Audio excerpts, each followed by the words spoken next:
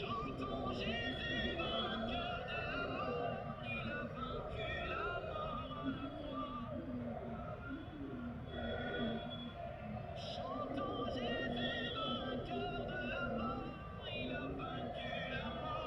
peuple de Dieu, soyez bénis, soyez bénis.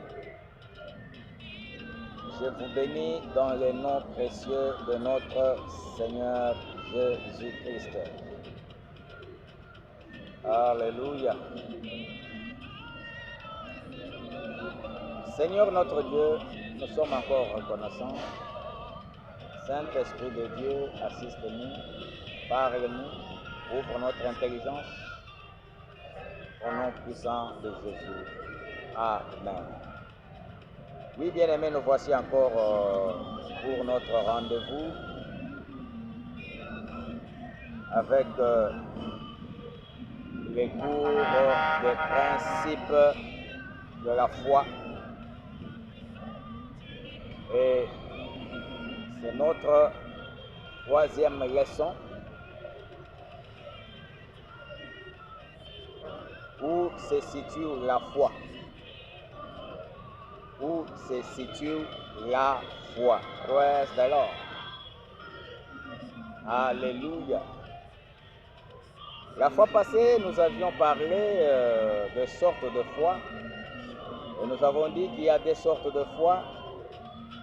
La foi par révélation, qui est la foi réelle, et la foi basée sur la connaissance ou la science. Nous avons appelé la foi thomatique. Praise the Lord. Aujourd'hui, nous allons parler de la localisation de la foi, ou bien où se situe la foi. Praise the Lord. Alléluia. Et ici, nous allons prendre le texte de parabole du semeur, le livre de Luc, chapitre 8. Vous allez lire le verset 4 jusqu'au 18e, jusqu'à la fin, au 20e verset. Praise the Lord. Alléluia. La Bible dit que Jésus était sorti et la foule l'a suivi. Et Jésus a commencé à parler sur les paraboles du semeur. Il dit qu'il y avait un semeur qui était sorti avec des grains. Et quand il semait, il y a des grains qui sont tombés au bord du chemin.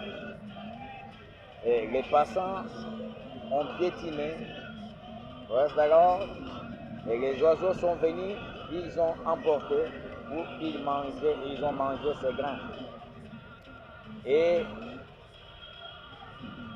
il y a eu encore des grains qui sont tombés dans des pierres. Et ces grains ont eu difficulté de pousser. À peine qu'ils sont poussés, ils ont séché parce qu'ils n'ont pas trouvé de la bonne terre. Et il continue à dire, il y a encore des grains qui sont tombés. Praise the Lord. Et qui ont grandi en même temps avec de mauvaises herbes. Et les mauvaises herbes ont étouffé ces plants. Alléluia. Alors, il a donné l'explication parce que les disciples lui ont demandé, mais qu'est-ce que tu voulais dire? Il a donné l'explication de ces paraboles du semeur. Alléluia. Et quand vous allez lire dans le livre de Luc 8, verset 4 jusqu'au 20e verset, vous allez comprendre. Donc, où se situe la foi, ou bien la localisation de la foi? Reste alors. La foi, bien aimé, se situe dans le cœur de l'homme. Et le cœur de l'homme est la terre de la foi. Reste alors. Et nous avons dit, la foi basée sur la révélation, c'est cette foi qui provient de l'esprit de l'homme, c'est-à-dire dans le cœur de l'homme. Alléluia. C'est-à-dire, quand la parole de Dieu pénètre dans le cœur d'un être humain, c'est-à-dire dans l'esprit, alléluia, et que cette parole vient féconder la foi dans l'esprit de l'homme, le résultat est toujours une manifestation surnaturelle dans le physique. Alléluia. Donc, dans le physique, vous verrez que le résultat va se manifester. Pourquoi? Parce que la parole est venue féconder la foi dans l'esprit de l'homme. Ouais, de l'homme. Écoutez ce que la Bible dit dans le livre des Hébreux, chapitre 4, le verset 1er au 2e verset. La Bible dit, craignons donc, tandis que la promesse d'entrer dans son repos subsiste encore. Aucun de vous ne paraisse être venu trop tard. Car cette bonne nouvelle nous a été annoncée aussi bien qu'à eux. Mais la parole qui leur fut annoncée ne leur servit de rien parce qu'elle ne trouva pas de la foi chez ceux qui l'entendirent. Alléluia. C'est-à-dire, lorsqu'il n'y a pas la foi, même si vous avez écouté la parole, vous avez reçu la foi, cette parole ne vous servira de rien parce qu'il n'y a pas la foi. Alléluia. Faut-il encore qu'il y ait la foi? Et lorsque la parole vient, elle va féconder cette foi, c'est alors qu'il y aura de résultats. Alléluia. Et ce que vous devez connaître et comprendre est que la foi est composée de 3 choses. Et j'appelle 3 grands C. Les 3 grands C. Alléluia. Quelles sont ces choses, ces 3 choses qui composent la foi? Nous avons la connaissance, nous avons la croyance et nous avons la confiance. Ouais, alors, voilà les 3 grands C. Les 3 choses qui composent la foi. La connaissance, la confiance et la croyance. Ouais, alors. Et la Bible dit, dans le livre de Romains 10, le verset 14, la Bible dit, comment donc invoqueront-ils celui en qui ils n'ont pas cru? Alléluia. Et comment croiront-ils en celui dont ils n'ont pas entendu parler? Et comment entendront-ils parler s'il n'y a personne qui prêche? Ouais, c'est alors. Alléluia. Donc, pour croire, il faut qu'il y ait la connaissance. Alléluia. Et il faut qu'il y ait aussi la confiance. C'est cela la foi. Alléluia. C'est cela la foi. Et la Bible dit, dans Romains, chapitre 10, le verset 17, la Bible dit, la foi vient de ce que l'on entend. Et ce que l'on entend, c'est la parole de Dieu. Alléluia. Donc la foi vient de ce que l'on entend. La connaissance. Alléluia. Donc, Nous devons savoir que qu'est-ce que nous entendons. Ce n'est pas toute parole que nous entendons. Alléluia. À laquelle on doit croire. Mais nous devons savoir ce que nous devons entendre. Ouais, alors. Alléluia. Alléluia. Et la Bible dit, dans le livre des Psaumes, le verset 9, le chapitre 9, le verset 10, la Bible dit, ceux qui connaissent ton nom se confient en toi, car tu n'abandonnes pas ceux qui te cherchent. Voilà la confiance. Ceux qui connaissent ton nom, alors, se confient en toi, car toi tu n'abandonnes pas ceux qui te cherchent. Alléluia.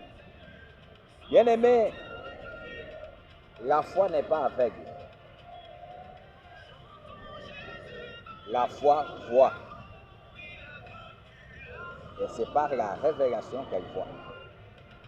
Et non pas par la spéculation ou la présomption. Alléluia. Spéculer n'est pas la foi. Mais la foi voit par la révélation. Alléluia. Et vous devez savoir que la foi commence souvent comme un grain de moutarde ou de sénévé qui croit pour devenir un grand arbre. Alors, alléluia. Donc la foi, c'est une semence qui peut grandir. Alors, qui peut grandir. Et elle commence souvent comme un grain de moutarde et pour devenir un grand arbre. Ah.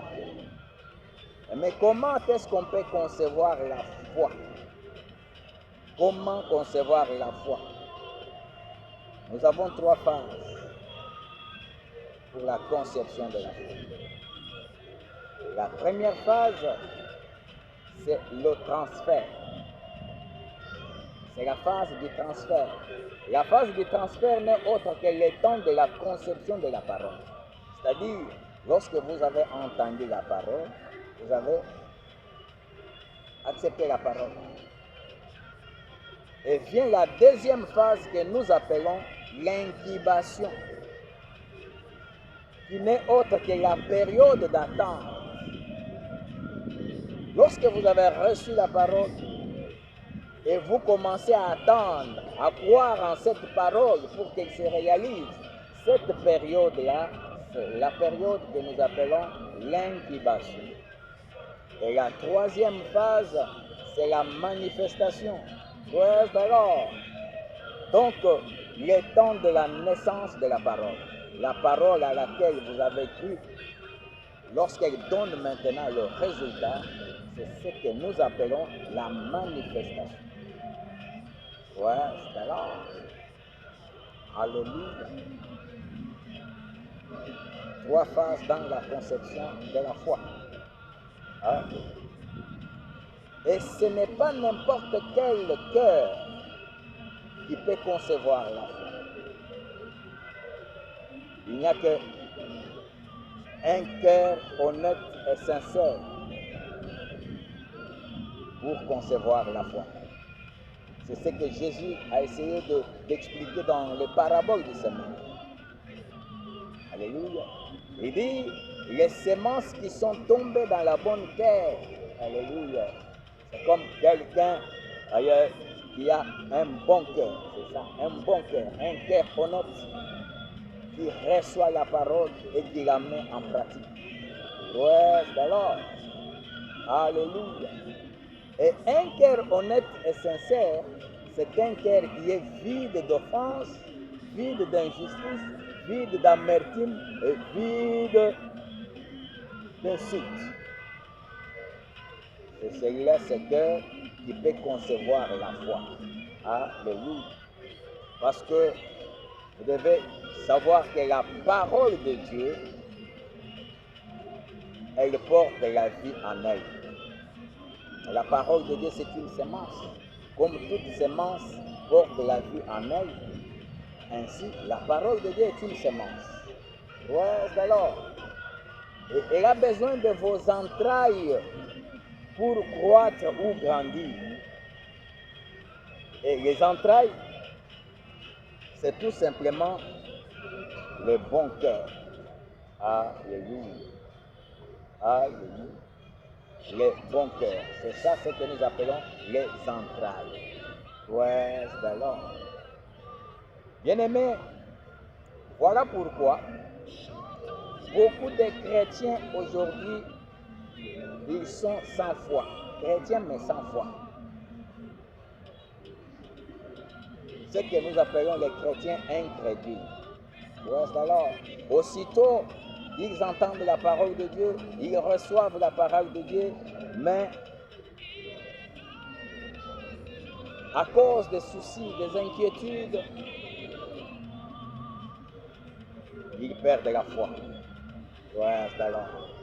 Mais j'espère que à travers ces enseignements, toi, tu vas comprendre et tu seras un chrétien qui va bâtir sa foi, un chrétien qui va se débarrasser des amertumes, des injustices, d'offenses dans le cœur pour que le cœur devienne un bon cœur et un cœur honnête. Ouais, alors, afin de concevoir la foi pour vivre des manifestations surnaturelles. Ouais, alors. Voilà, bien-aimés,